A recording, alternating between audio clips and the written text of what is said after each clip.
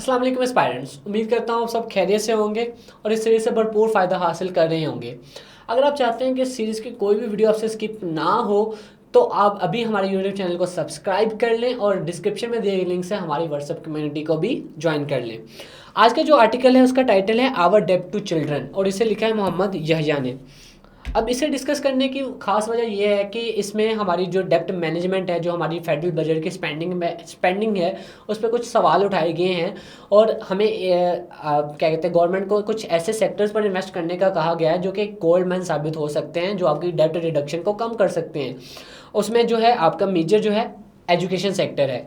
ठीक है, हर साल हम डेप्ट सर्विसिंग पे काम करते हैं बहुत, यानी कि अपना मेजर पोर्शन कर्ज उतारने में लगाते हैं। उसके बाद एजुकेशन जो इमरजेंसी, आपके मुल्क में जो एजुकेशन इमरजेंसी नाफज है उस पर हम बहुत कम स्पेंड करते हैं और जो स्पेंड करते हैं वो भी हम सैलरीज में स्पेंड करते हैं सिर्फ और सिर्फ।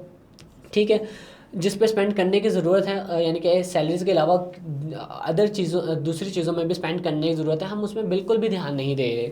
और किस तरह आपकी एजुकेशन जो है एक प्रोडक्टिव वर्कफोर्स तैयार कर सकता है, जिसके नतीजे में जॉब्स मार्केट क्रिएट होगी, जिससे अनएम्प्लॉयमेंट कम होगी और आपका जो है टैक्स बेस बढ़ेगा। जब टैक्स बेस बढ़ेगा तो आपकी इकोनॉमी में इकोनॉमी ग्रो करेगी। जब इकोनॉमी ग्रो करेगी तो आपकी जो है गवर्नमेंट है उसकी क्या कहते हैं उसे डेब्ट रिडक्शन में भी हेल्प होगी, आपका कर्ज भी कम होगा। और क्या ऐसे स्टेप्स हैं जिसको हम यूटिलाइज़ करते हुए इन्हें इम्प्रूव कर सकते हैं। अब ये जो आपकी ये ओपिनियन जो है ये आपको एजुकेशन के थीम पे हेल्प कर सकता है। हमारी जो दूसरी सीरीज़ है जिसमें हम 11 डोमेन्स कवर कर रहे हैं, जो जिसे मिस मुकद्दस लीड कर रही हैं, तो उसमें उन्होंने कुछ 11 डोमेन्स आपको बताई हैं कि जिसको आपने फैक्ट बुक में तैयार करना है और उस डोमेन में से एक एजुकेशन भी एक डोमेन है। तो इस आर्टिकल के जो की पॉइंट्स हैं आप उसमें ऐड कर सकते हैं। जो पहला की पॉइंट है वो है डेब्ट सर्विसिंग पर, डेब्ट सर्विसिंग का बोझ। इस साल पाकिस्तान का जो बजट है वो 18 ट्रिलियन रुपीज़ है। ठीक है, अब उस 18 ट्रिलियन में से भी हम जो 8 ट्रिलियन है वो स्पेंड कर रहे हैं डेब्ट सर्विसिंग पर। ठीक है, और दूसरी बड़ी जो स्पेंडिंग है वो डिफेंस स्पेंडिंग है, और वो कितनी है आप मुझे कमेंट सेक्शन में ज़रूर बताएं। अब कहते हैं कि जो डेंजर जोन जिसे हम कहते हैं कि वो ये है कि हम एजुकेशन को एक इन्वेस्टमेंट नहीं बल्कि एक एक्सपेंडिचर के तौर पर लेते हैं, लाइबिलिटी के तौर पर लेते हैं। ठीक है, अब तीसरा पॉइंट वो जो बात करता है वो स्टेबलाइजेशन कहता है कि डेब्ट सर्विसिंग से जो स्टेबलाइजेशन आ रही है क्या वो सक्सीड भी हो पाएगी या नहीं हो पाएगी। इसको हम इस तरह समझते हैं कि आपकी जो चिल्ड्रन हैं, जो आपकी जो यूथ हैं, जो आपके स्टूडेंट्स हैं, ठीक है, वो एक ऐसे एजुकेशन सिस्टम से पढ़ रहे हैं जो आपकी इकोनॉमी में कंट्रीब्यूट ही नहीं कर रहा। ठीक है, वो आपकी आपकी जो यूथ है वो अनएम्प्लॉयमेंट का शिकार हो रही है, और जब अनएम्प्लॉयमेंट बढ़ती है तो एक मुल्क में अनरेस्ट आता है। ठीक है, जब अनरेस्ट मुल्क में आएगा तो क्या वो डेब्ट सर्विसिंग से हमारी जो एक टेम्पररी सिविलाइजेशन आई होगी मुल्क में, क्या वो सक्सीड हो पाएगी या नहीं। इस पे भी इसको भी डिस्कस करता है और कहता है कि जो किसी भी गवर्नमेंट की जो ट्रू प्रायोरिटीज़ हैं उसकी स्पीचेस से नहीं बल्कि उसके बजट की स्पेंडिंग से रिवील होती हैं, ज़ाहिर होती हैं। दूसरा पॉइंट वो डिस्कस करता है वो कहता है कि एजुकेशन जो है हर साल अंडर इन्वेस्टमेंट का शिकार है। साउथ एशिया में हम सबसे कम इन्वेस्ट कर रहे हैं एजुकेशन पर। उसके साथ साथ आपके मुल्क में एजुकेशन इमरजेंसी भी नाफिज है। मई 2024 में, ठीक है, आपके प्राइम मिनिस्टर शहबाज शरीफ ने एजुकेशन इमरजेंसी नाफिज की थी मुल्क में और एजुकेशन स्पेंडिंग बढ़ाने का कहा था। ठीक है, और उसके 14 पॉइंट्स थे। इंशाल्लाह हम उस पर भी एक दोबारा वीडियो बनाएंगे कि 2 साल में पाकिस्तान ने एजुकेशन पॉलिसी जो एजुकेशन इमरजेंसी नाफिज की थी उसके क्या रिजल्ट्स निकले हैं।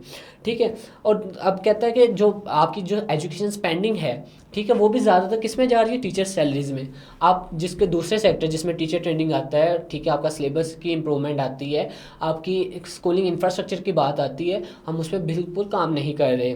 ठीक है, उसके साथ साथ वही हमने जो बात की पीछे कि सैलरीज सिर्फ और सिर्फ सैलरीज देने से काम नहीं होगा। अगर हम सैलरीज देते रहेंगे तो हम उसे एक वाकई एक एक्सपेंडिचर के तौर पर देखेंगे ना, और लाइबिलिटी के तौर पर देखेंगे, ना कि एक इन्वेस्टमेंट के तौर पर।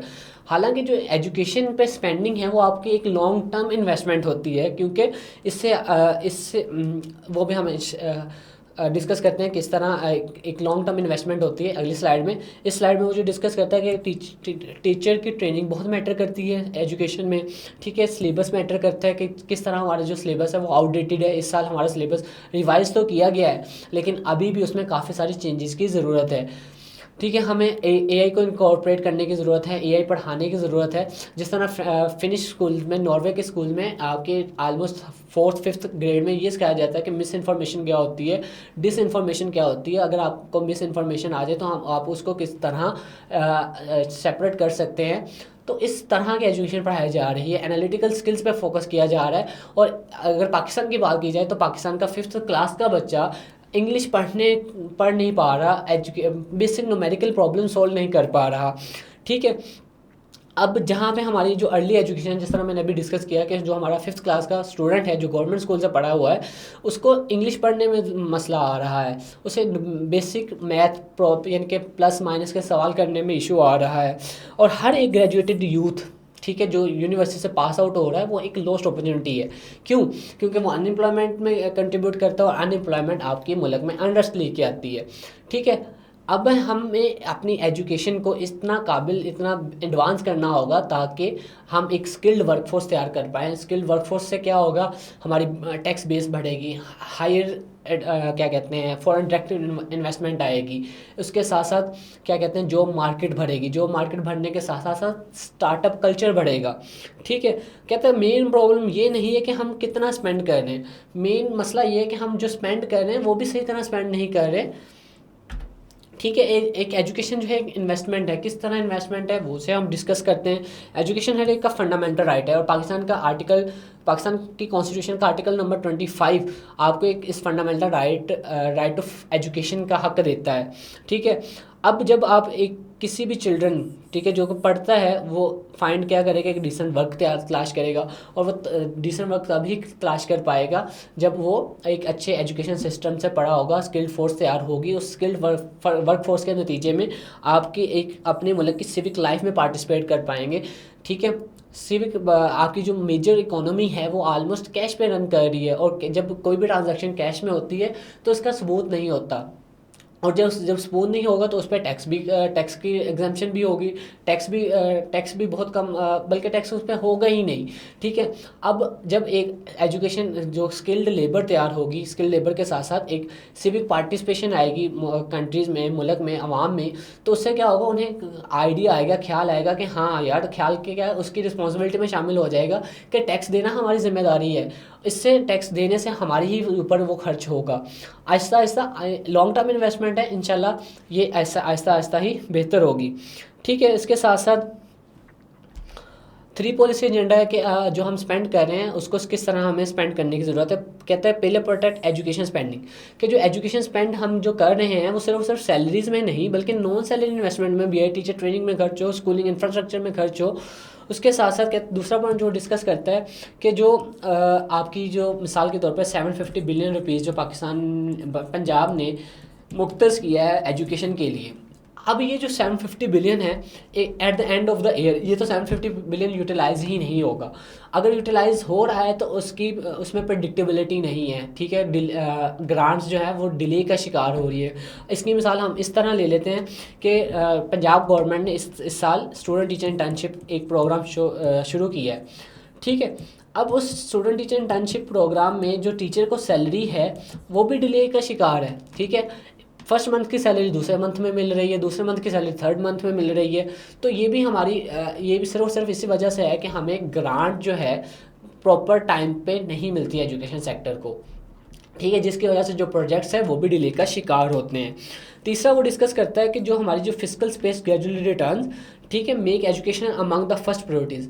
हमें जब बजट की स्पेंडिंग करनी होती है तो उसमें एजुकेशन को सबसे पहले कंसोलिडेट करना चाहिए, एजुकेशन पर सबसे पहले स्पेंडिंग करनी चाहिए।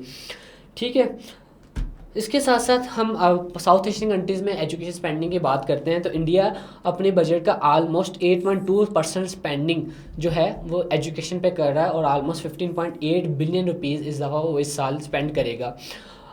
At the end of the year 10 to 15% जो है इसमें इसकी क्या कहते हैं कमी आ सकती है, और वो हर क्या कहते हैं with the passage of time आप इसको देख सकते हैं कि दूसरा जो बांग्लादेश है वो ऑलमोस्ट 11.2 बिलियन जो है वो स्पेंड कर रहा है जो श्रीलंका है वो 2.3 बिलियन, जो कि उसकी जीडीपी का 2% बनता है। पाकिस्तान जो है वो ऑलमोस्ट 403 मिलियन स्पेंड कर रहा है, और ये सिर्फ और सिर्फ इसमें हमने फेडरल स्पेंडिंग की बात की है, ना कि प्रोविंशियल स्पेंडिंग की। पाकिस्तान में जो एजुकेशन है वो एक प्रोविंशियल सब्जेक्ट है, ठीक है, यानी कि एजुकेशन पर स्पेंड करना, ज़्यादा स्पेंड करना, ठीक है, स्पेंड करना प्रोविंशियल गवर्नमेंट की जिम्मेदारी है। और जो एचईसी है वो क्योंकि एक फेडरल बॉडी है तो उसको ग्रांट जो है वो फेडरल ही देता है, और फेडरल बजट जो है वो ऑलमोस्ट है 403 मिलियन, ठीक है। नेपाल जो है वो 1.5 बिलियन रुपीज़ डॉलर स्पेंड कर रहा है अपनी एजुकेशन पर। अगर हम प्रोविंस वाइज का डाटा देखें तो पंजाब जो है वो 750 बिलियन, जो कि 2.70 बिलियन डॉलर बनते हैं। सिंध जो है 601 बिलियन रुपीज़ खर्च कर रहा है। केपी के 468 बिलियन, ठीक है। जो बलूचिस्तान है 144। अगर इन तमाम प्रोविंसेस के एजुकेशन एक्सपेंडिचर को मिला लिया जाए तो ये बनते हैं 1963 बिलियन रुपीज़। अगर हम इसे जो डॉलर्स में कन्वर्ट करें तो ये बनते हैं 7.06 बिलियन रुपीज़ डॉलर्स। अगर हम इसमें फेडरल स्पेंडिंग को भी मिला लें जो एजुकेशन पर हो रही है तो ये बनती है ऑलमोस्ट 7.59 बिलियन। अब इसमें हायर जो एचईसी को ग्रांट मिल रही है वो 66.4 बिलियन रुपीज़ तो शामिल ही है, और इसको इंक्रीज़ करके 46 बिलियन और इंक्रीज़ कर दी गई है, ठीक है, जो कि ऑलमोस्ट 0.40 बिलियन रुपीज़ बनते हैं, ठीक है। उसके अलावा पीएसडीपी मिनिस्ट्री को भी ऑलमोस्ट 0.13 बिलियन ग्रांट किए गए हैं, और जो फेडरल एलोकेशन है एजुकेशन की वो बनती है 148 बिलियन रुपीज़। अगर हम इसे एजुकेशन क्या कहते हैं डॉलर्स में कन्वर्ट कर लें तो ये बन जाएगा 0.53 बिलियन। तो जो साउथ एशियन की अगर कंट्रीज़ की बात की जाए तो उसमें पाकिस्तान बहुत कम स्पेंड कर रहा है, ठीक है। अगर इसमें इस आर्टिकल पर क्या कहते हैं रिटर्न प्रैक्टिस कर सकते हैं तो आप इन क्वेश्चन में से किसी भी एक क्वेश्चन पर पैराग्राफ लिख के सबमिट कर सकते हैं और उसकी इवैल्यूएशन ले सकते हैं। अगर वोकैबुलरी की बात की जाए तो पहला वर्ड है सस्टेनेबिलिटी, जिसका मतलब है कि ability to maintain at a steady level without exhausting resources, यानी कि एक ऐसा पॉइंट जिसमें हम अपनी रिसोर्सेज को डिप्लीट किए बगैर, ख़त्म किए बगैर एक ऐसा पॉइंट अचीव कर लें जिससे हमारी जो ग्रोथ है वो एक स्टेडीनेस का शिकार हो जाए, ठीक है। इसकी सिनोनिम्स में आ जाएंगे वायबिलिटी, इंड्योरेंस, ड्यूरेबिलिटी, ठीक है। एंटोनिम्स की बात की जाए एग्जॉशन, कोलैप्स और इंस्टेबिलिटी। अगला वर्ड है डेफर्ड। डेफर्ड का मतलब होता है किसी चीज़ को पोस्टपोन कर देना, ठीक है। Synonyms postponed, delayed, put off. Antonyms में एक्सपीडाइट, एक्सेलरेटेड, एडवांस्ड। आप उम्मीद करता हूँ आपको ये आर्टिकल भरपूर समझ आया होगा, ठीक है, और इसको आप अपने ऐसे के थीम में ज़रूर ऐड कीजिएगा, ठीक है। इंशाल्लाह मिलते हैं नेक्स्ट वीडियो में। Thank you so much.